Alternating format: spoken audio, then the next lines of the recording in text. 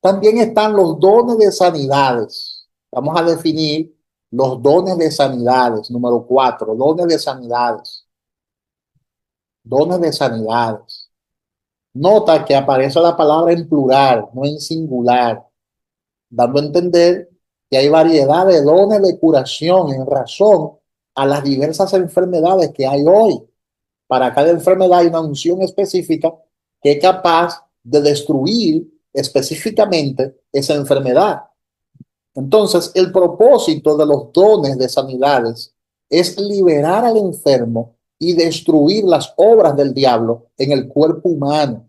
Por eso yo decía el domingo predicando que este es uno de los dones que son necesarios en este tiempo porque hay demasiada gente enferma con diabetes, con presión arterial, con problemas de circulación, con problemas de úlcera, con enfermedades rarísimas neurológica, enfermedades neurológicas. Hay gente que están agonizando en los hospitales.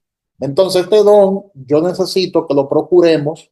Yo le invito a usted que procure estos dones en oración. Si Dios se lo da, eso es una bendición, porque con esos dones de sanidades, usted puede resolverle muchos problemas a muchísima gente. Y además de eso, puede evitar que una familia gaste mucho dinero, porque hay enfermedades que te esclavizan por un tiempo indefinido. Hay enfermedades que son tan fuertes, que a cualquiera sacan de circulación, porque los gastos que hay que hacer son demasiado cuantiosos. Hay enfermedades, hermanos, y operaciones que te piden millones de dólares para realizarla. Y si es aquí en el país, eso ni pensarlo. Te piden millones de pesos para realizar ciertas operaciones. Entonces, con esos dones de sanidades, uno le hace bien a la sociedad. Es una bendición tener el don o los dones de sanidades, porque el propósito de estos dones es liberar a los enfermos, es destruir las obras del diablo en el cuerpo humano. También está el don de milagros. Don de milagros. Bendito sea Dios. Don de milagros, operaciones de milagros. También este es un don muy fuerte. Son dones que hacen. Es una manifestación del poder que sobrepasa la acción ordinaria de la ley natural. Es la capacidad otorgada por Dios para hacer algo que no puede realizarse por medios naturales.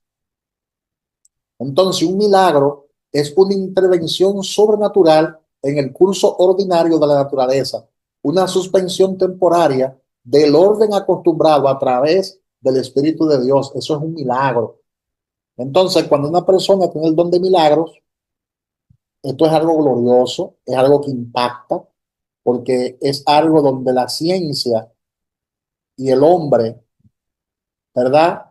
Eh, se queda asombrado, se queda asombrado. Incluso cuando hay una sanidad milagrosa, la ciencia confirma, y cuando la ciencia confirma, la ciencia médica confirma, no saben ellos ni cómo explicar cómo fue que sucedió eso. Ellos simplemente dicen, no sé cómo pasó, pero el diagnóstico es completamente diferente y el cáncer terminal desapareció de forma milagrosa, dicen a sí mismos, porque los milagros se confirman con un diagnóstico médico.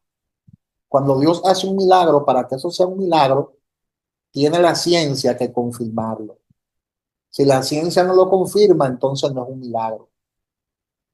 La ciencia lo confirma con datos precisos, con exámenes precisos. Y ellos no pueden explicarlo humanamente hablando. Los análisis son los que hablan. Entonces hay un milagro. También es un don muy lindo, el don de milagros, operaciones en milagros. Número 6 está el don de profecía, que es un don de expresión oral.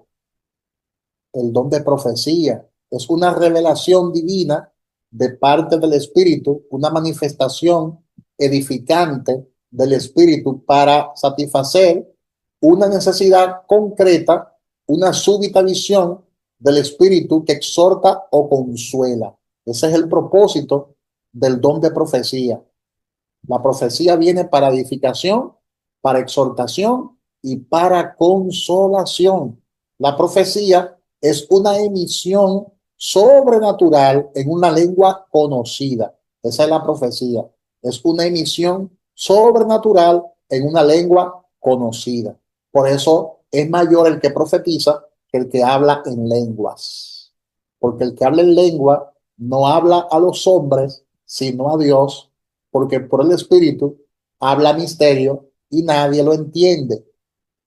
Mientras que el que profetiza habla a los hombres en un idioma conocido y el hombre que escucha la palabra profética pues recibe edificación, exhortación y consolación. Ese es el don de profecía. Número 7 está el don de discernimiento de espíritu, que también es un don de revelación. Don de discernimiento de espíritus.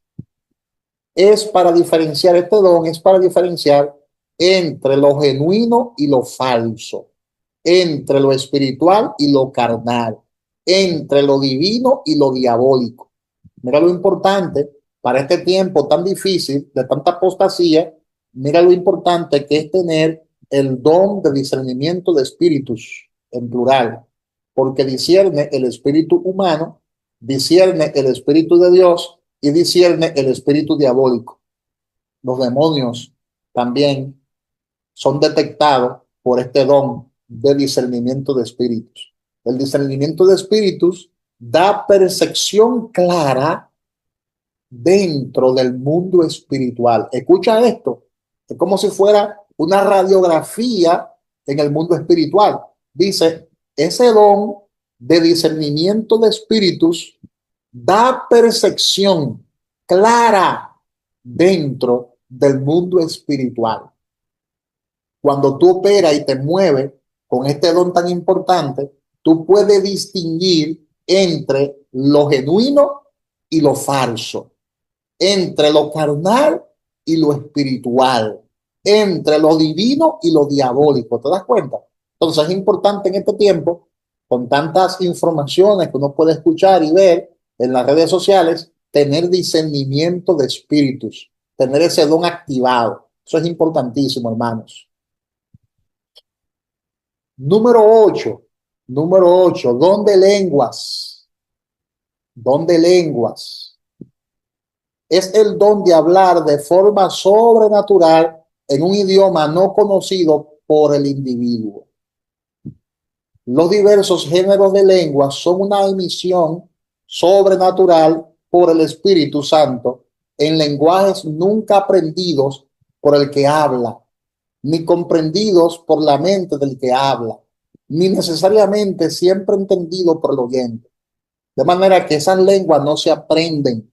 Es un idioma completamente espiritual, es un lenguaje desconocido que usted no ha estudiado, que usted no ha copiado. Hablar en lengua no es repetir lo que otros dicen en lengua, no, eso no es hablar en lenguas.